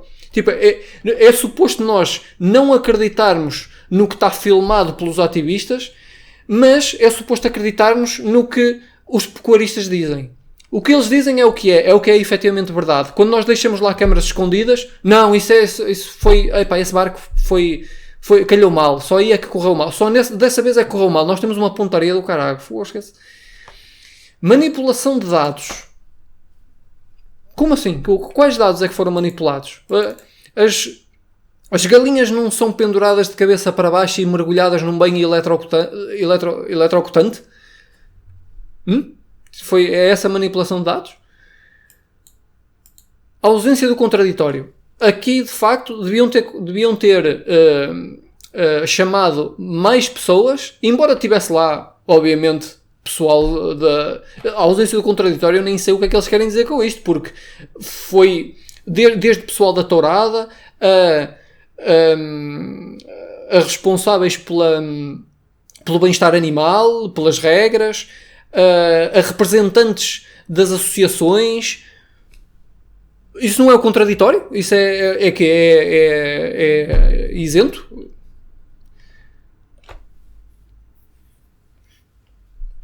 Incorreções técnicas e omissões estratégicas. Não sei o que é que eles querem dizer com isso, por isso, para claims que não têm justificação, podem ser ignoradas sem justificação também. A FPAS lamenta não ter sido ouvida ou sequer contactada pelos autores da supracitada reportagem, cujo assunto nela abordado é do manifesto interesse e âmbito da atuação desta federação.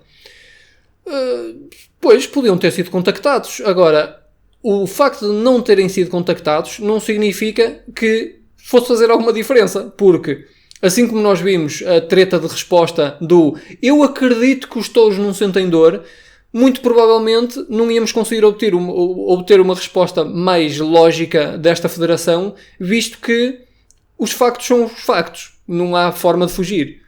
Se os porcos são inseminados artificialmente, dentro ou fora do cio, para mim é completamente irrelevante, é uma violação. Se os leitões são imediatamente mortos se não tiverem as características necessárias, se são castrados a sangue frio, assim como dezenas, centenas de horas de imagens sobre isso que nós temos, se os porcos são mortos com uma idade extremamente inferior à idade onde eles normalmente poderiam viver, não sei que mais informação é que vocês iam dar que fosse verdadeira, que contrariasse estes factos, por isso. Mas pronto, mas sim, era interessante ter-vos ouvido a falar sobre isto também. Na realidade, isso não invalida nada do que foi dito, porque é a realidade dos factos. A reportagem não só estigmatiza um setor retratando um cenário que não encontra adesão à realidade dos factos, yeah, right, mas o faz de forma preguiçosa, exibindo imagens recolhidas e editadas por terceiros sem autorização, nem garantias de autenticidade. Espera aí, então se as imagens são recolhidas e editadas por terceiros sem autorização, como é que não têm garantia de autenticidade? Tipo, se as imagens foram recolhidas e retratadas por terceiros sem autorização, significa que são a realidade da coisa, não é? Foram deixadas câmaras lá dentro e foi gravado aquilo sem autorização. Portanto, obviamente que têm garantias de autenticidade porque é o que aconteceu. Qual é que é a lógica desta frase?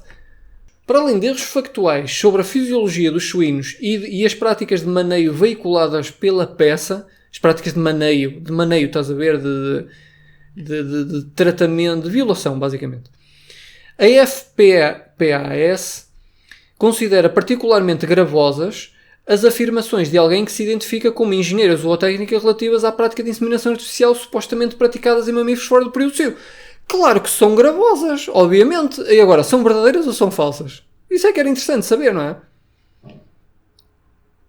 A evolução experimentada pela área, experienciada talvez, pela área de produção animal nos últimos anos, também a nível do bem-estar animal, muito se deveu à melhoria das técnicas de maneio das explorações pecuárias, introduzidas pelo aumento do número de diplomados em medicina veterinária, em engenharia zootécnica e engenharia de produção animal, formados pelas instituições de ensino superior mais prestigiadas do país.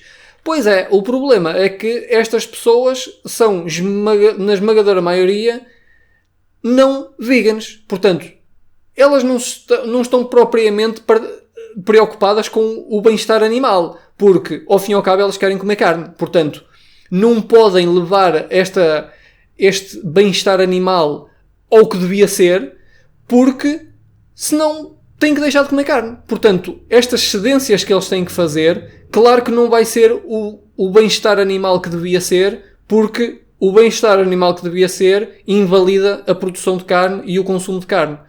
Portanto, estar a dar às próprias pessoas que têm algo a ganhar com a produção de carne o poder de definir o que é o bem-estar animal é basicamente estar a dar ao assaltante a chave da casa. A peça constitui uma manobra de difamação da administração pública com a tutela do bem-estar animal, integrada numa agenda que tem em vista o desmantelamento dessa mesma tutela. Seria mais ajustado exibi-la no programa Linha do Frete.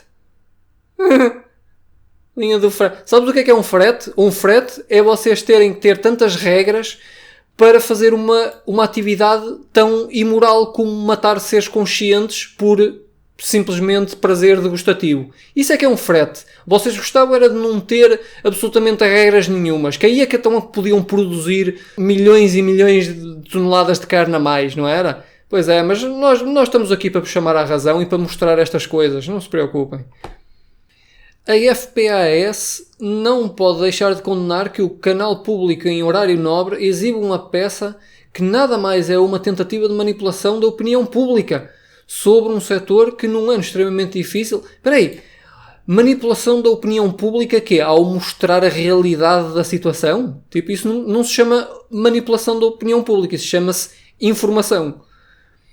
Que num ano extremamente difícil para toda a população portuguesa, como foi o 2020, manteve postos de trabalho a explorar animais sencientes para proveito próprio, reduziu importações e aumentou exportações para países que matam os animais sem anestesia, contribuiu com mais de 1.200 milhões de euros para a economia nacional, explorando seres sencientes contra a sua vontade, cujo único objetivo é manter uma tradição de comer carne e satisfazer prazer degustativo, e desenvolveu projetos na área do bem-estar animal, da sustentabilidade, da inovação e da formação. Principalmente sustentabilidade, visto que a produção animal é uma das maiores causas de insustentabilidade e de alterações climáticas que nós estamos a viver. Portanto, esta frase é só bosta. O compromisso desta FPAS e dos suinicultores portugueses com o bem-estar animal é inequívoco, como o comprova o programa de certificação porco.pt. Exatamente, olha, hão de ver a resposta ao porco produzido na Europa. Let's talk about EU pig. EU pork, porque até no tratamento, na nomenclatura, nós temos que afastar do que é que o animal realmente é. Nós nem podemos chamar pig, temos que chamar pork, porque pork é mais distanciado da realidade e não causa tanto aquela sensação de empatia pelos animais, sabes? E então chamamos-lhe pork, que é melhor. Que introduziu na produção suinícola nacional procedimentos de bem-estar animal mais rigorosos e exigentes que os legalmente exigidos. ui Jesus, são tão exigentes que nem sequer se pode matar o animal no final. Ai não, pera. E como comprovam os dados comparativos de indicadores bem-estar animal a nível europeu publicados recentemente pela Comunidade Europeia? Mano, isto é muita parra e pouca uva, é o que está aqui a ser dito. A FPAS manter-se-á sempre atenta na denúncia de práticas que configurem maus-tratos animais. Espera aí, afinal existem maus-tratos animais ou não existem maus-tratos animais? Fosca, já não estou a perceber nada, meu. Também se manterá firme na defesa da nobre atividade que desenvolvemos, alimentar o mundo. Claro que eles podiam escolher alimentar o mundo com soja até. Ui, o pessoal não gosta nada da soja, e embora a soja, tipo, 80 a 90% da soja seja usada para alimentar os animais. Mas pronto, mas nós podíamos alimentar o animal. Os animais, sim, nós também somos animais. Podíamos alimentar o mundo a soja, a trigo, a cevada, a aveia, a tantas outras coisas, a feijões, a frutas, a brócolos, a sementes, a nozes, a cogumelos. Podíamos criar todas essas coisas, mas não.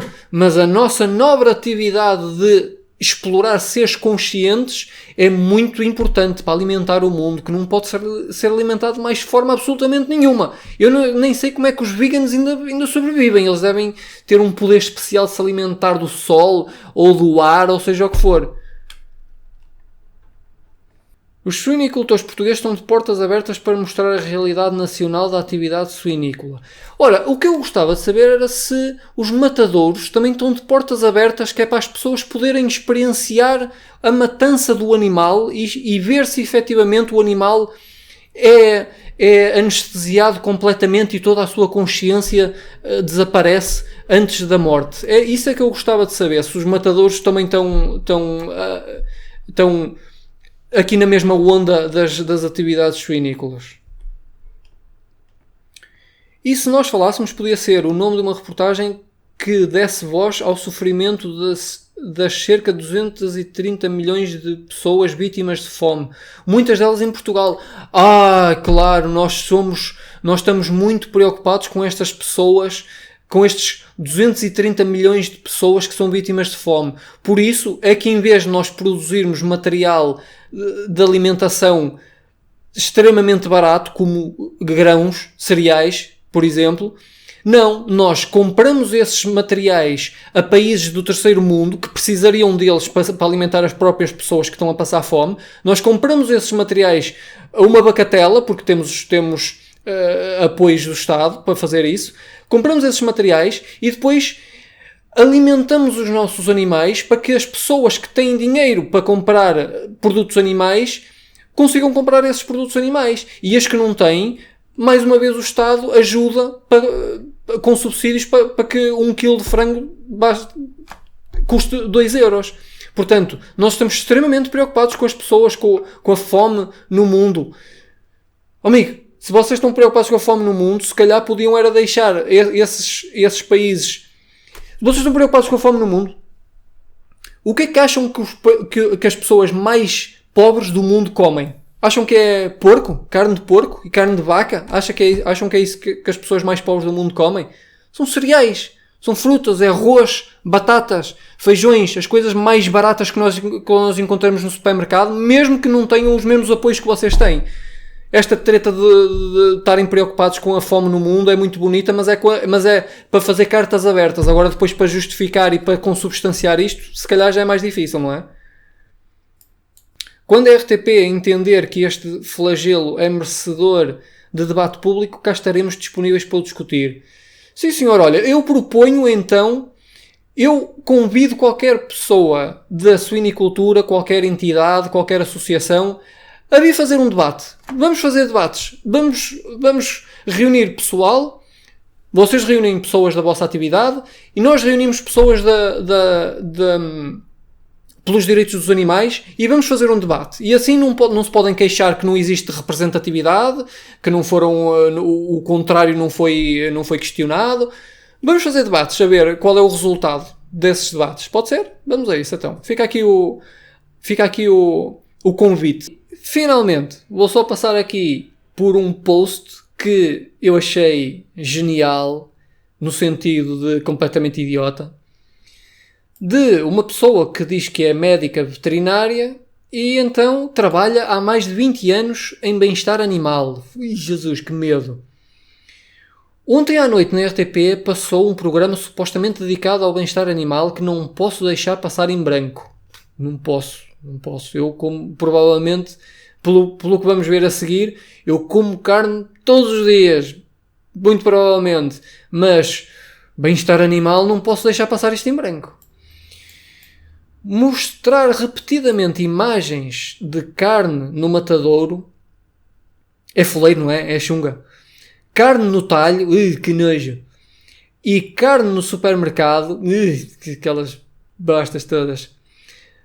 Não serve a causa do bem-estar animal. Pois não serve a causa do bem-estar animal porque qualquer pessoa que veja isso percebe que não existe bem-estar animal para obter esse resultado. Portanto, serve a causa dos direitos animais, que é, ao mostrar essas informações, cada vez mais pessoas vão questionar se efetivamente existe bem-estar animal e vão, se calhar, dar um passo atrás e tomar uma decisão correta. Advoga o veganismo como cura para os problemas dos animais e do planeta em geral, o que não é verdade. Doutora, eu gostava era que a doutora consubstanciasse isto, desse alguns exemplos de qual é o argumento para isto, não é? Porque, a meu ver, se as pessoas se tornassem todas veganas, acabavam estes problemas animais, pelo menos. Talvez, se calhar, os problemas animais dos animais selvagens, talvez não, porque não somos nós a causar esses problemas. Mas se calhar, se nós fôssemos todos veganos, não havia mal-estar animal no matadouro. Sabe porquê? Porque não ia haver matadouros, não é? Não havia o problema do mal-estar animal de doenças causadas por animais nas suiniculturas, nem nas produções de galinhas ou de vacas. Sabe porquê? Porque não ia haver produções de galinhas ou vacas. Portanto, eu não estou a perceber qual é a lógica de dizer que o veganismo não cura os problemas dos animais. Estes problemas que foram retratados na reportagem claramente resolve a 100%. E, relativamente ao planeta, se calhar a doutora não sabe, ok, pronto, é ignorante neste campo, mas eu vou-lhe dizer, e pode pesquisar, por exemplo, o último relatório da ONU, que diz que a produção animal é uma das piores causas dos nossos problemas ambientais. Maior causa de deflorestação, de extinção de espécies, de zonas mortas do oceano. Por isso, eu não sei quais é que são os seus argumentos, mas estão errados, basicamente. As condições dos santuários mostrados como exemplo, de chão de terra batida, enlameada ou de cimento e com zero conforto e enriquecimento ambiental... Enriquecimento ambiental? What the fuck? Se fossem explorações pecuárias, não faltariam, e bem, as críticas. Mas como são instalações de recolha de animais, já tudo se pode e é espetacular. Pois o que é interessante é que estas condições são basicamente, as condições que nós vimos são basicamente as condições que existem nas pecuárias, mas com a diferença que deixam o animal viver a sua vida até ao final da vida e não até ao final da sua vida produtiva, como dizia o doutor na entrevista. Portanto, se calhar, apesar de se calhar não serem as melhores, muito provavelmente ainda são melhores do que as das suiniculturas que nós temos. E não dão um passo em frente quando têm que encaminhar o animal para o matadouro. É tempo de abrir os olhos e o pensamento. Olha, com isto concordo absolutamente. É tempo de abrir os olhos e o pensamento. E em vez de estarmos a ser controlados por uma indústria e por uma cultura e por uma falta de consciência moral relativamente aos outros animais, devemos abrir os olhos e o pensamento para abranger todas as espécies no nosso cuidado em vez de só os cães e gatos. Violação das porcas? Por favor, os animais não são pessoas e não fazem sexo por prazer. What? os animais não são pessoas. Ora bem, eu debateria isto e diria que os animais não são pessoas humanas, porque se os animais têm personalidade, têm personas, logo diria que são pessoas não humanas, certo? Mas ok, mas não fazem sexo por prazer. Mas o que é que a doutora quer dizer? Quer dizer que por causa de não fazerem sexo por prazer, então não podem ser violadas? É isso? Portanto, então uma mulher que não consiga ter prazer não pode ser violada. É a lógica que a doutora aplica. Espetacular, adorei. É mesmo brutal. Se as fêmeas não estiverem em período fértil, não só não aceitam o macho, como este não se interessa por elas. Nem, surpresa das surpresas, ficam grávidas. What? O que é que isto tudo interessa sobre... para a causa de se afinal elas são violadas ou não são violadas? Isto é surreal. Isto é uma pessoa que é veterinária há 20 anos. Ela está a dizer que se as fêmeas não estiverem em período fértil, não aceitam o macho e não ficam grávidas. Portanto, ok. Então vamos ver o caso de elas estarem em período fértil e ficarem grávidas. Não pode ser violação porque elas não fazem sexo por prazer? Lógica, eu ia dizer lógica da batata, mas nem sequer a lógica da batata é. E se estiverem, elas próprias querem um macho. Quem nunca viu cadelas em cio? Portanto, se elas querem um macho, portanto, nós podemos lhes fazer o que quisermos, porque elas querem um macho. Já agora, doutora, elas também querem que depois os seus porquinhos bebés sejam atirados contra o cimento porque não nasceram como o produtor queria? Elas querem que os seus filhotes sejam castrados a sangue frio? Também querem? E também querem que o rabo seja cortado e os dentes sejam arrancados porque depois causa muitos problemas quando os porcos estão confinados numa área muito pequena e então para eles não se morderem, para não se mutilarem uns aos outros, são cortados e são mutilados. Será que a porca também quer? Pois, vamos ver se também quer.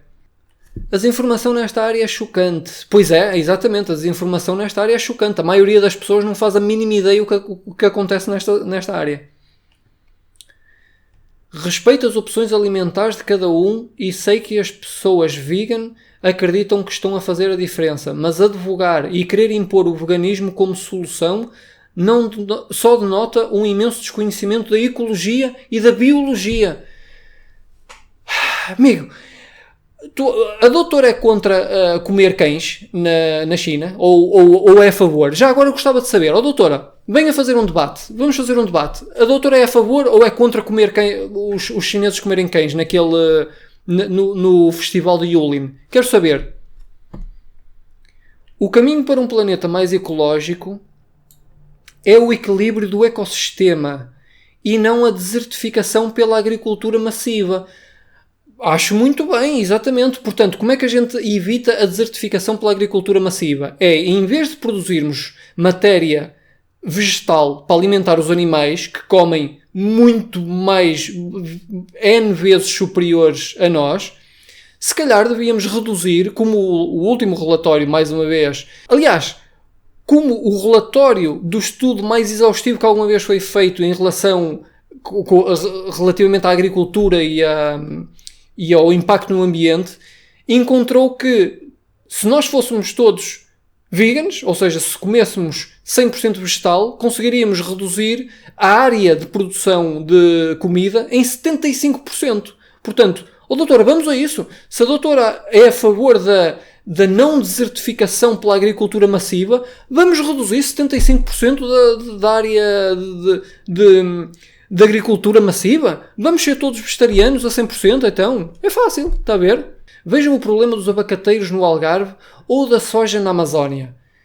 Ok, a doutora não percebe bolha do que está a dizer. Ok, já entendi. Pronto, é ignorante neste tema. Ok, pronto. Mas se quer dizer uma coisa destas, se calhar primeiro convinha ler alguns relatórios sobre isso. A soja da Amazónia é usada para alimentar os animais que a doutora come. Oh doutora, se a doutora quer que existam menos soja na Amazónia, que seja desflorestada menos área da Amazónia, coma vegetais, coma soja. Se a doutora comer soja, está a contribuir para menos deflorestação do que se comer animais que comem soja. Está a ver? E os abacateiros, que eu saiba, não são só os veganos que comem abacates. Aliás, eu nem sequer gosto de abacate, mas eu também não quero estar aqui a dar um N igual a 1, não quero estar a dar um caso isolado, mas montes de gente come abacates. Se achamos que os abacateiros efetivamente são um problema, pronto, não comemos abacates, ou reduzimos extremamente o problema da produção de abacates. Eu passo bem sem abacates, não há problema. A doutora passa bem sem carne, por mim é tranquilo, vamos fazer isso. Eu deixo de comer abacates, que já não como, e a doutora passa a não comer carne. Temos todos que contribuir para a melhoria do ambiente, não é? Vamos a isso então.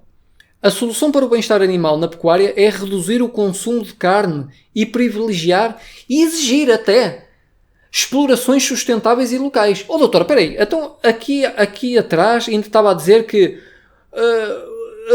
mas estão a fazer a diferença, mas advogar e querer impor o veganismo como solução só denota um imenso desconhecimento. E agora está a querer exigir o consumo de carne e privilegiar e até exigir explorações sustentáveis. Então a doutora está a querer exigir coisas dos outros? Não pode ser, a doutora não pode exigir nem impor. Tem que se adaptar ao que há, não é? Portanto, reduzir o consumo de carne e privilegiar, exigir até, não é? Cuidado, explorações sustentáveis e locais. Oh doutora, a doutora nunca pesquisou nada sobre ambiente, pois não? Vá ver os relatórios e veja qual é que é o impacto do transporte versus o impacto da própria produção da carne. Veja antes de bacurar no Facebook e depois diga-me uma coisa. Já os abrigos não podem oferecer condições desumanas.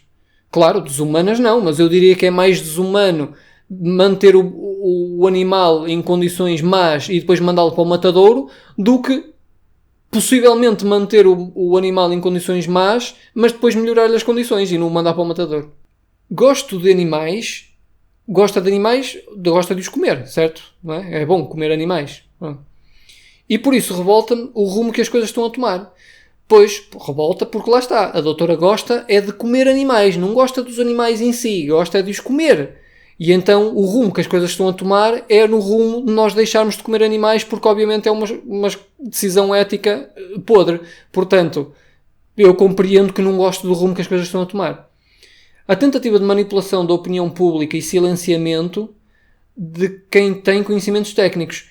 Portanto, a tentativa de manipulação da opinião pública é mostrar a realidade da situação. É manipulação.